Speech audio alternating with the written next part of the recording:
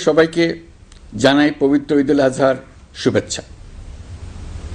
ঈদ মোবারক। প্রতি বছরই এই দিনটি আমাদের সামনে হাজির হয় ত্যাগের এক মহান দৃষ্টান্ত হয়ে। আমরা যদি কোরবানির মাহাত্ম্যকে ধারণ করে লোভ, স্বার্থপরতা, হিংসা বিদ্বেষ মুক্ত হয়ে সমাজ ও রাষ্ট্র বিনির্মাণে নিজেদের নিয়োজিত করতে না পারি, তাহলে কোরবানির ঈদ আনুষ্ঠানিকতা ছাড়া আর কিছুই নয়। আসুন এবছর কোরবানিকে সুন্দর, ত্যাগের মহিমায় মহিমান্বিত করে গরিব বান্ধব করে তোলে। প্রিয় দেশবাসী, কোরবানির পশুর চামড়া থেকে অর্জিত আয়ে আমার আপনার দরিদ্র আত্মীয় পরিজন, প্রান্তিক জনগোষ্ঠী ও দেশের লক্ষ লক্ষ মাদ্রাসা শিক্ষার্থী উপকৃত হয়।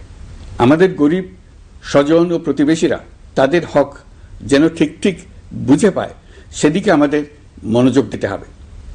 তবেই এই উৎসবটি হয়ে উঠবে ধনী গরিব সকলেরই উৎসব। পশুর চামড়ার ন্যায্য মূল্য নির্ধারণ, বর্জ্য ব্যবস্থাপনা সহ সার্বিক বিষয়ে সুষ্ঠু ব্যবস্থাপনা নিশ্চিত করতে সরকারের একটি উচ্চ পর্যায়ের কমিটি কাজ করছে।